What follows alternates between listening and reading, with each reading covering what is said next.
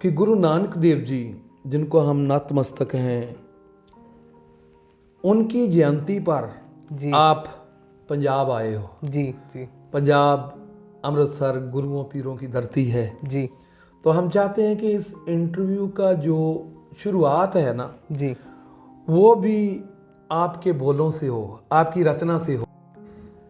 कृपा करो Wahe Guru,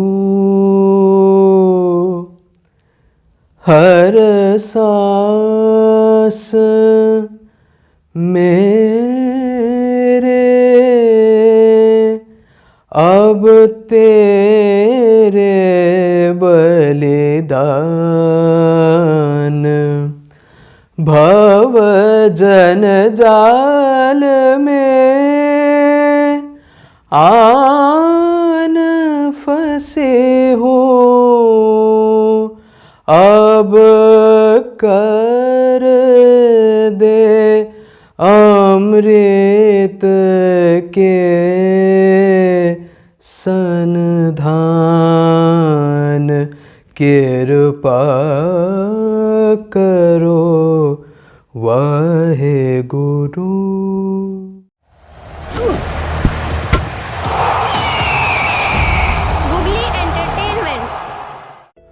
googly entertainment channel पे आप सभी का दिल से स्वागत है। आज हम आप सब के लिए लेकर आए हैं खास इंटरव्यू इसलिए कि ये जो हमारे साथ हस्ती बैठे हुए हैं इस टाइम, ये इंटरनेशनल पे फेमस हैं और सभी लोग इनको प्यार से सत्कार से बुलाते हैं। और हमारी खुशकिस्मती है कि आज पंडित ईमानदास जी अमृतसर पहुंचे हुए हैं और जो भी बातचीत होगी, काफ़ी बातें हैं, वो सभी आपके सामने हम प्रस्तुत करेंगे। तो सबसे पहले मैं पंडित ईमानदास जी का दिल से स्वागत करता हूं। प्रणाम प्रणाम कि आप हमारे चैनल पे हो आज। और उससे भी पहले ये बात कि गुरु नानक देव जी जिनको हम नतमस्तक हैं, उनकी जयंती पर जी आप पंजाब आए हो। जी जी पंजाब अमृतसर गुरुओं पीरों की धरती है। जी तो हम चाहते हैं कि इस इंटरव्यू का जो शुरुआत है ना, जी वो भी आपके बोलों से हो, आपकी रचना से हो। अच्छा अच्छा, तो thank Guru you so Nanak ji को समर्पित एक रचना जरूर जो है वो। Thank you so much. पहले तो मैं सभी दर्शकों को मेरा प्रणाम नमस्कार, सत श्री अकाल, और गुरुपुरब के ये जयंती पर सभी को हार्दिक शुभकामनाएं। और ये तो मेरा सौभाग्य है कि मैं ऐसे देवभूमि पे ऐसे टाइम पे आया, और ये सभी का सपना होता है कि इस टाइम में आके स्पेशली अमृतसर में आए, जो अमृत सरोवर जहाँ पे है, अमृत ढूंढ रहे हम लोग पूरा ज़िंदगी। तो यहाँ पे आके मेरा मन में ऐसे आया भाव कि हम लोग राग संगीत वाले हैं, तो हमारे गाना बहुत लंबा नहीं होता क्योंकि बहुत इम्प्रोवाइजेशंस का स्कोप रहता है, 3-4 लाइन का होता है। तो कोशिश किया मैंने कि कृपा करो वाहे गुरु, कृपा करो वाहे गुरु, मेरे हर सांस अब तो पे बलिदान, भव जंजाल में आन फंसी मैं, भव जंजाल में आन फंसी मैं, अब कर दे अमृत के संधान। तो ये थोड़ा सा, ये राग भीम पलासी में के लिए करे थे, मैं 2 लाइन गाता हूँ। कृपा करो वाहे गुरु, हर सांस मेरे अब तेरे बलिदान, भव जन जाल में आन फंसे अब कर दे अमृत के सनधान, कृपा करो वाहे गुरु। गुरु नानक देव जी ਨੂੰ नतमस्तक होए हैं ਅਸੀਂ और हमारे ये बड़े सौभाग्य की बात है कि इतनी प्रसिद्ध हस्ती जो हैं वो गुरु नानक जयंती पर अपने बोल आपके रूबरू कर पाए हैं। हम दिल से आभारी हैं। आप इसी तरह हमारे साथ जुड़े रहिए अगली गलबात के लिए। तो ईमानदार जी, आपकी एक बुक जी जो अभी हाल में प्रकाशित हुई है, जी वन नेशन वन म्यूजिक, जी जी हर तरफ इसका बोलबाला है हर तरफ लोग इसको प्यार दे रहे हैं। सौभाग्य है मेरा। ये आपके दिल में कैसे आया कि ये जो बुक है ये लोगों के हाथ में होनी चाहिए? जी, तो मैं इसका थोड़ा हिस्ट्री बताऊं। 1 ईयर बैक बहुत प्रसिद्ध एक writer Padmashri from Kolkata, he called me up and मुझे बताया कि तुम जानते हो मेरे कुछ मेरा लिखने का शौक़ है, इधर उधर लिखता हूँ, तो वो पढ़े हुए होंगे और बोला कि तुम्हें मालूम है कि 800 बरस 900 बरस पहले हमारे देश में संगीत एक था। तो मैं बोला तो मालूम तो है, लेकिन आगे? तो बोला कि आगे ये अगर हाइपोथेटिकली हम लोग सोचे कि हिंदुस्तानी म्यूज़िक और कर्नाटिक म्यूज़िक जिसका जुगलबंदी होता है और होते रहते हैं, लेकिन एक प्रेजेंटेशन अगर हो जाए तो कैसे होगा, तो उसके ऊपर तुम कुछ लिखना चाहोगे? तो मैंने बोला कि ये तो बहुत बड़े चैलेंजिंग काम है, ये कभी हुआ नहीं है, यूनिक काम है, तो ये तो मेरा सौभाग्य रहेगा मैं अगर कुछ लिख पाऊँ। देन 6 महीना 7 महीना लगा उसको लिखने के लिए, और अभी तो बुक रिलीज़ हो गया है, सभी शहरों में हो रहे, and thank God and parents का ब्लेसिंग्स है जो है कि अच्छे अच्छे रिव्यूज़ भी मिल रहे हैं उसका। अभी तक कितनी जगह पर ये बुक जो है वो जा चुकी है? कहाँ कहाँ जो है वो रिलीज हुई है, लोगों के हाथों में गई है? जी, तो ये पहले कोलकाता में हुआ था, दिल्ली, बेंगलोर, केरला, बॉम्बे में आपको जान के खुशी होगा कि इसके लिए मैं एक नया राग कंपोज किया था जो हिंदुस्तानी और कर्नाटिक दोनों एलिमेंट्स मिला के हुआ है, और उसका नाम दिया था मैं स्वर्ण देसी, क्योंकि अभी हमारे 75th एनिवर्सरी वो आज़ादी का चल रहे, तो स्वर्ण देसी। और वो भजन सम्राट अनूप जलोटा जी ने गाए हैं, बहुत प्यार दिया है, बहुत ब्लेसिंग्स दिया है, बहुत खुश हुआ है वो सुन के। तो ये सब हो रहा है सभी जगह में। और राजमाता उड़ीसा के she has written, she was the first to buy it from Amazon, ये अमेज़न में अवेलेबल है, and she was the first one to buy it, and वो तुरंत लिख के भेजा कि I am enjoying it very very much. Kolkata में चेन्नई में वैशाली श्रीनिवास जी was a very eminent journalist, Chennai Hindu का, she has written raging reviews about it। ये अभी IGNCA दिल्ली में भी होने वाला है, तो ऐसे सब जगह चल रहे। और मेरा तो ये खुश किस्मती है कि ये आपके ज़रिए इधर अमृतसर में, पंजाब में लोग जान रहे, तो ये मैं आपके बहुत शुक्रगुजार हूँ। देखो, हमारे साथ आज हमारे जो प्रोग्राम कवर कर रहे हैं जी, ये आपके लिए खुशी की बात होगी जी जी जी कि हमारी फिल्म इंडस्ट्री के जाने माने गौर रंधावा जी, जो शॉर्ट फिल्मों के डायरेक्टर हैं जी, और बॉलीवुड के बॉलीवुड के फिल्मों के अदाकार भी हैं, जी जी जी, वो आपके दर्शन करने के लिए आए थे, ये और प्रोग्राम जो है वो कवर भी वही कर रहे हैं। तो देखो, आपकी बात जो है, जो बुक की बात है, ये ऑटोमेटिकली फिल्म इंडस्ट्री के लोगों के पास भी जाएगी। ये बहुत सौभाग्य की बात है कि आपको लोग प्यार करते हैं, आपका नाम सुनकर चले आए हैं मिलने आपको। सब गुरु कृपा, सब गुरु के कृपा बिल्कुल। से। तो आगे बात करें कि ये जो बुक आपने लिखी जी, ये कितने पन्नों की है, कितने पेजेस हैं इसके? 100 पेजेस का बुक है। और अभी क्या होता है कि अभी मॉडर्न टेक्नोलॉजी आगे बढ़ रहे हैं सब, तो उस ये बुक के साथ साथ वो एक स्कैन कोड डलवाए। ये शुभी पब्लिकेशंस दिल्ली से रिलीज़ हुआ है। शुभी पब्लिकेशंस बहुत अच्छे अच्छे काम किया है, स्पेशली इंडियन क्लासिकल आर्ट्स के ज़रिए। संजय आर्या जी उसका जो डायरेक्टर जो है वो बहुत वो आर्ट में इंटरेस्ट रखते हैं। बहुत अच्छे अच्छे बुक्स निकले हैं, तो ये भी शुभी पब्लिकेशन से है।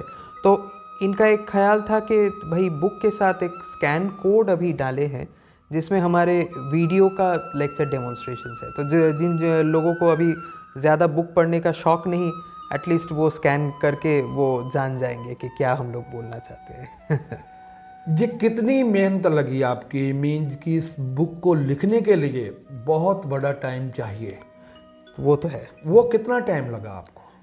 थैंकफुली मुझे तो लगा 3-4 महीना, क्योंकि इसका जो प्रिपरेशन जो था वो कॉल आया तो अभी, लेकिन प्रिपरेशन मेरा लास्ट 20 इयर्स का रियाज का, मेरा रिसर्च का फल है। तो वो तो मन में मेरा एक सोच था ही। जब टाइम आया तो लिखने में ज़्यादा टाइम नहीं लगा। मूल रूप से आप कहाँ के जमपल हैं? मैं तो ओरिजिनली कोलकाता का हूँ।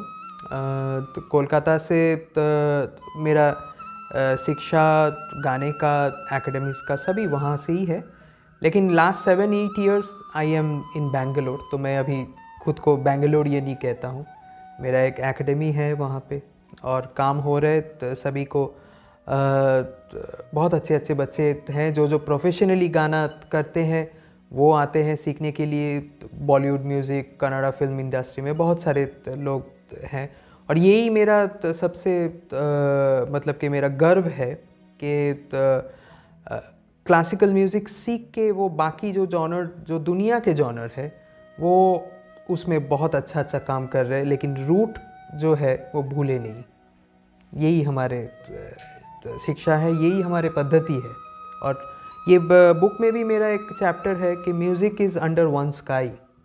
और वो उसका मतलब है कि आप अगर इंडियन भारतीय शास्त्रीय संगीत अगर सीखे तो चाहे जो गाना हो, जिस जॉनर में, वो इंग्लिश हो, पॉप हो, जैज़ हो, रॉक हो, आप सब गा सकते हैं। बात आगे बढ़ाने से पहले हम शुरुआत ये भी करेंगे कि अपने परिवार के बारे में ज़रूर बताएं, माता पिता के बारे में, जी। अपने पत्नी के बारे में। जी। सभी, क्योंकि दर्शक जो हैं वो जानना भी चाहेंगे। जी। और मैं बताना भी चाहूँगा। बिल्कुल बिल्कुल। क्योंकि मेरे माँ बाप के जो शिक्षा जो पहले जो था, और गाना बजाना हमारे परिवार में चलता था। मेरे रिलेटिव्स जो हैं वो सितार बजाते थे, कोई तबला, कोई पखावज, और काफ़ी नाम भी हैं, सभी रेडियो आर्टिस्ट थे। मेरे पिताजी माताजी तो प्रोफेशनली गाना बजाना नहीं किया। पिताजी जॉब करते थे फूड कॉरपोरेशन ऑफ इंडिया में, लेकिन गाना बजाना का बहुत शौक़ था।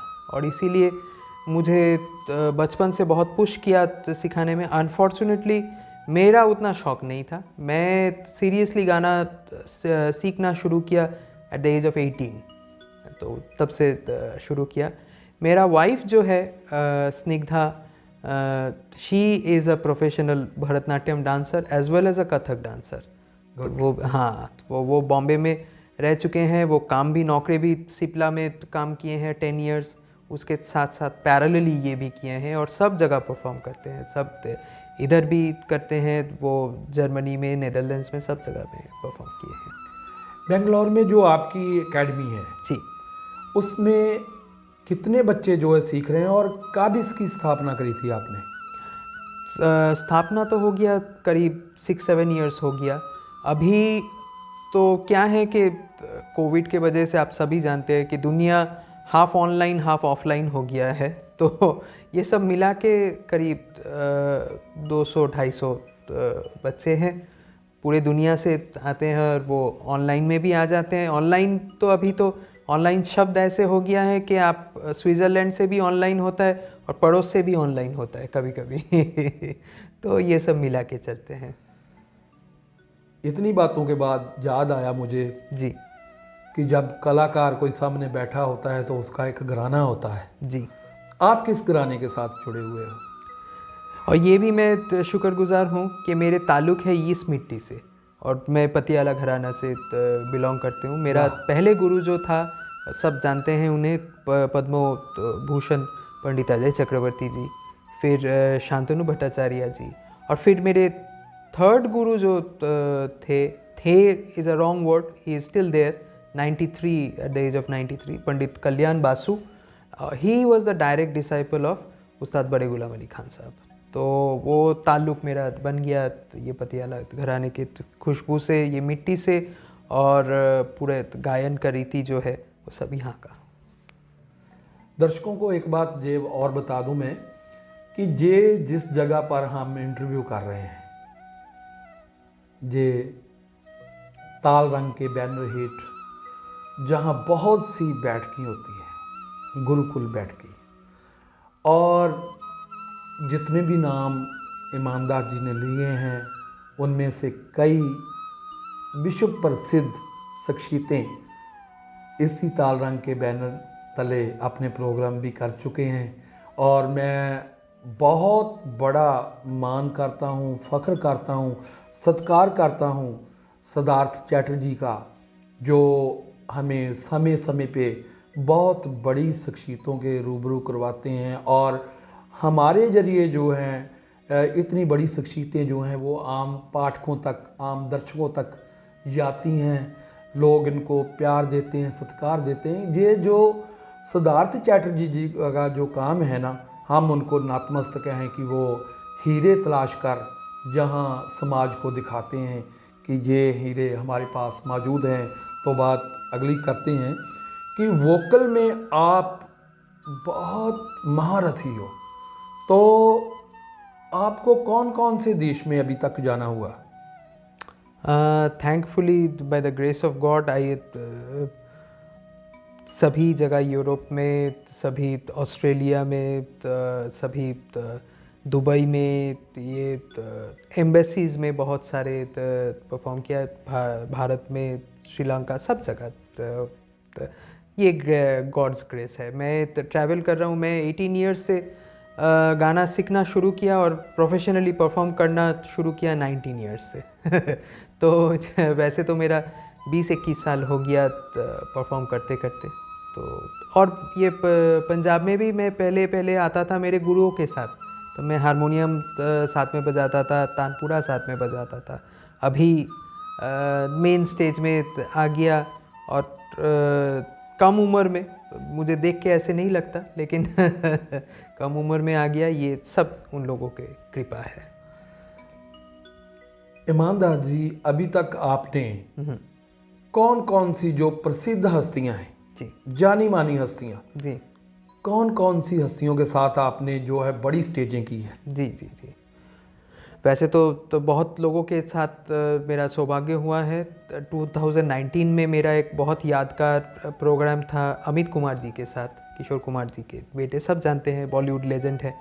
और उनके करियर में ये पहले था कि वो एक क्लासिकल म्यूजिशियंस के साथ बैठे, वैसे भी, और वो भी मेरे साथ, I am much junior to him, and लेकिन वो कॉन्सेप्ट जो था वो बहुत पसंद आया कि वो उनका जो बहुत फेमस गाना है, किशोर जी का जो बहुत फेमस गाना है, वो शाम कुछ अजीब थी, कुछ तो लोग कहेंगे, ये सब, और वो गाते रहे, और उसका जो राग का जो जिक्र जो है वो मैं करता रहा। तो ऑडियंस भी बहुत इन्जॉय किया, बहुत खुश हुए। अनूप जलोटा जी के साथ मेरे एक साथ तो हुआ बॉम्बे में, अभी हाल ही में, ये बुक के लिए, वो मेरे राग गाएं, खुश हुए। पंडित वेंकटेश कुमार जी, वो सब जानते हैं, तो बहुत बड़े हस्ती हैं, हमारे कर्नाटका से हैं। तो ये रिसेंटली ऐसे हुआ, बहुत प्यार करते हैं मुझे। वो गडग में उनके ही जगह में प्रोग्राम चल रहा था, और 7,000 लोग सामने बैठे थे, और उनका क्या हुआ कि वो गाना सुनते सुनते वो मेरे पास आके बैठा, वो, और बाकी लोग बोला कि ये कभी वो किसी के लिए नहीं करते। ये सब सौभाग्य हुआ है। हमारे इधर जिसको हम लोग भगवान मानते हैं, पूरनचंद वाटली जी, ये लास्ट टाइम गाने सुनने के लिए आए थे, बहुत ब्लेसिंग्स दिया था, आज भी आने वाले हैं। ये भी मेरा बहुत सौभाग्य है। वो तो हमारे घराने के इतने बड़े हस्ती हैं, इतने हम लोग, मैं तो उनको तो सुना 30 बरस पहले सुना था, वो मुझे आज भी याद है। और अभी भी ऐसे चल रहे, ऐसे गाना चल रहे, ये हमारे गर्व है हमारे। कोई आपको पद्म श्री पूर्णचंद बड़ाली जी का कोई सॉन्ग 2 लाइनें याद हैं? जी, वो तो उनका जो गाना जो है वो तो बड़े गुलाम अली खां साहब का, सब तो वो ही हमारे घराने का ताल्लुक से लेके है। याद पिया किया है बोलिए, आए ना बालम बोलिए, जो जो उनका जो कवाली जो है वो सब सब इसी मिट्टी का है, एक तो है। और उसके साथ उनका जो रागों का जो तालीम जो है वो दोनों मिला के he has become an icon for the centuries. He is a living legend. तो जैसे याद पिया किया है, याद पिया की जाए राम, ये दुख सह न जाए है आम, याद पिया की आए। तो ये जो है राम जो है, और हमारे ये घराने का जो टेक्निक जो है कि इतने तानबाजी करके वो हाय राम कभी कोई बोला नहीं, तो ये बड़े गुलाम अली खां साहब का देन है। उनके बाद हम लोग इन लोगों को सुन रहे, तो क्या होता है कि इन लोगों को आप सामने से अगर सुने तो वही आपका ज़िंदगी का काम हो जाता है, बाकी और कुछ ज़रूरत ही नहीं है। ये सौभाग्य रहा है मेरा। आपने बहुत बड़ी बड़ी स्टेज करी, जी जी, पेशकारियाँ बाहर के मुल्कों तक हुई, विदेशों तक जी, आपके जी।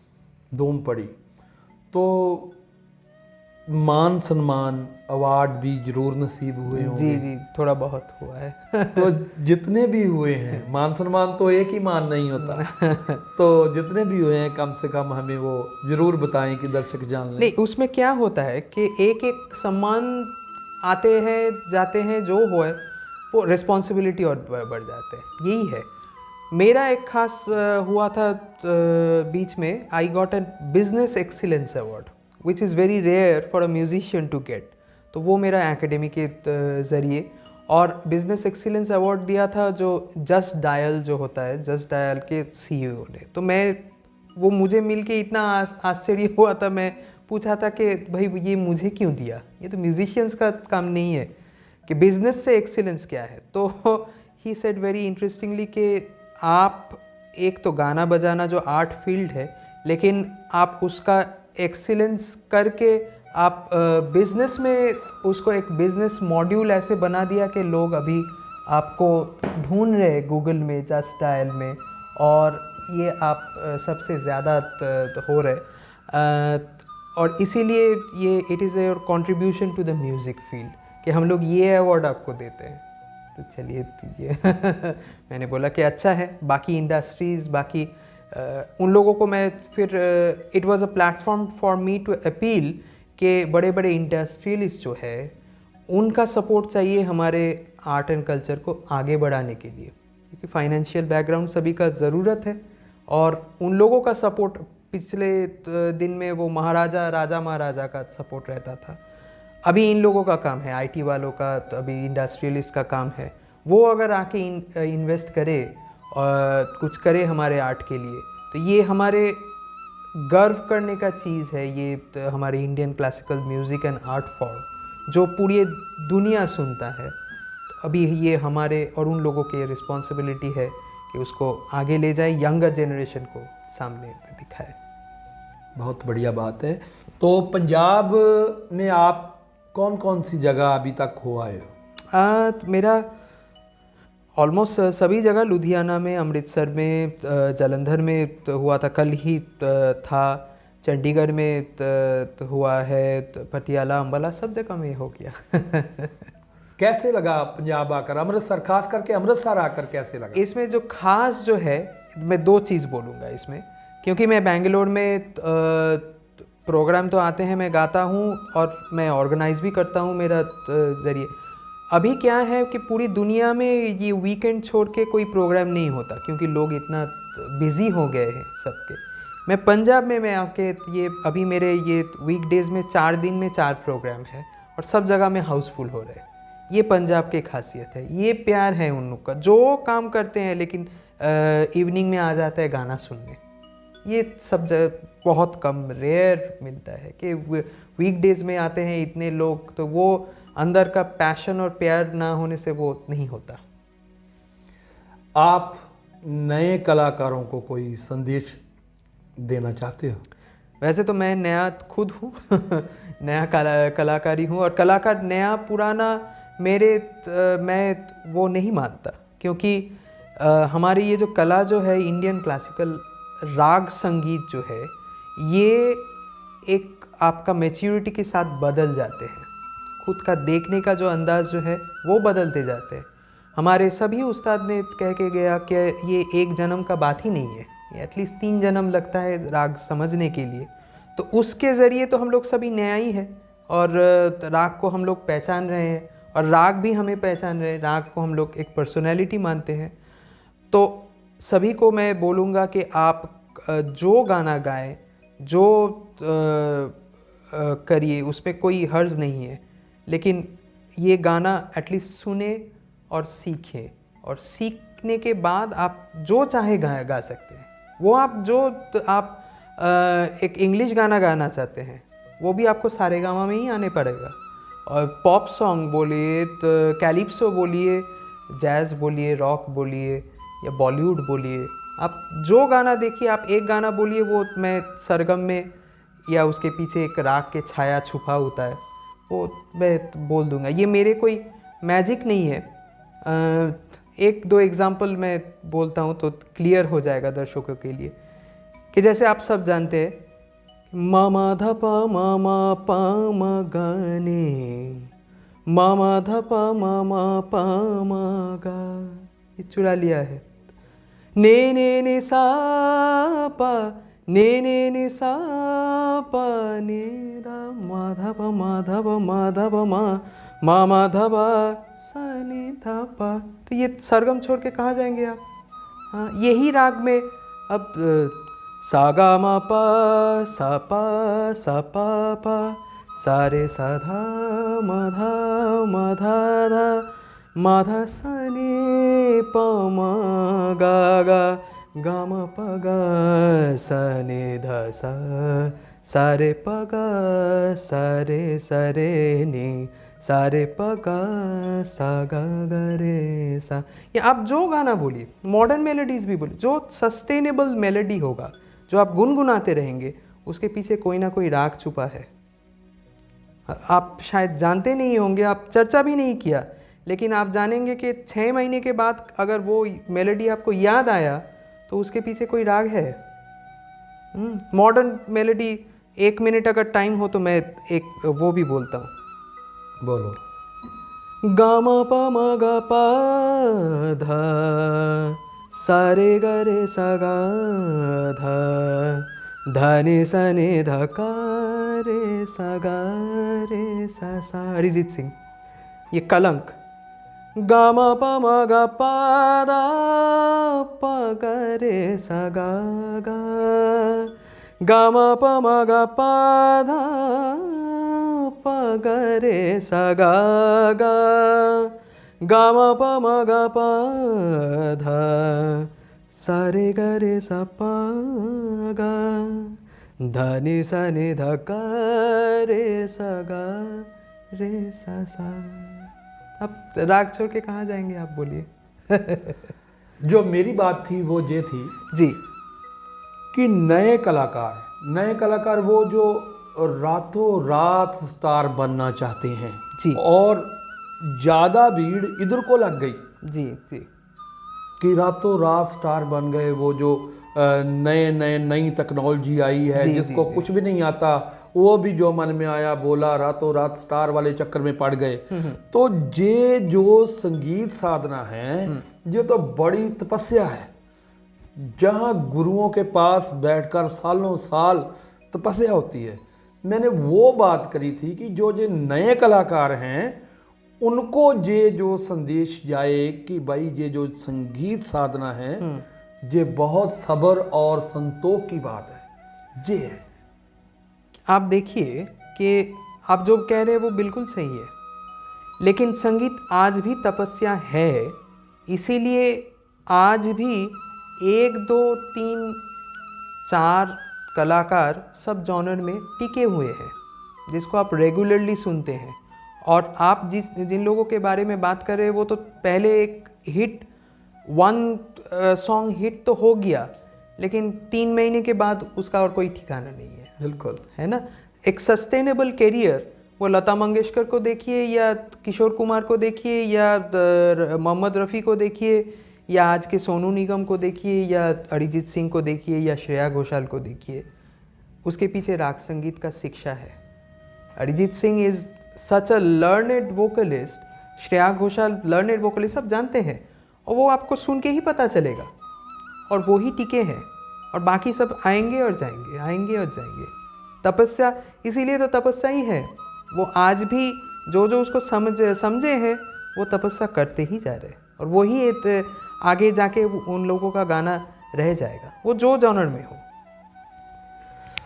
आप सभी ने बहुत अच्छी अच्छी बातें सुनी, दिल तो करता है और बातें करेंगे भी, फिर उड़ीक करेंगे कि ये फिर अमृतसर आएँ और फिर हम आपके लिए इनको एक नए रूप में लेकर आएँ, कुछ नया आपके रूबरू करें।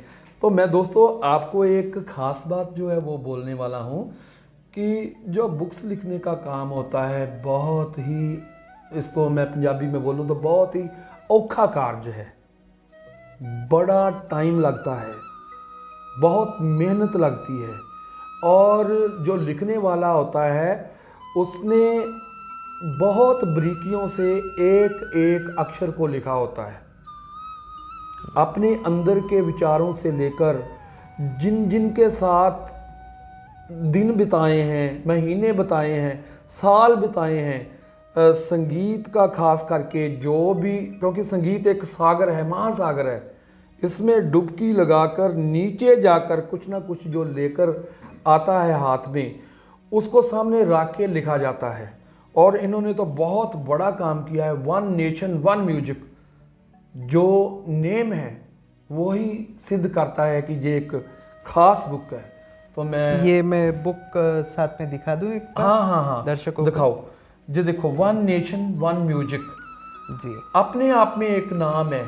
बुक्स खुलने के पहले ही बहुत कुछ सामने आता है। तो बहुत बड़ी मेहनत की है पंडित ईमानदास जी ने।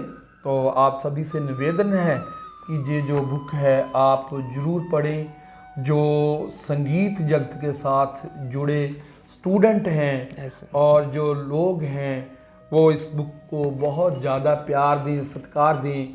और हमें बहुत खुशी है और गर्व भी हो रहा है कि हमारे इस इलाके के, हमारे अमृतसर की नहीं पूरे विश्व की शान है जो पद्म श्री पूर्ण चंद वडाली जी, वो भी आज शाम को ये जो बुक है वो रिलीज करने जा रहे हैं। तो हम हाथ जोड़ के विनती करते हैं कि इस बुक को ज़रूर पढ़ें, ज़रूर खरीदें और ज़्यादा से ज़्यादा इस बुक का प्रचार करें। धन्यवाद। Thank you so much.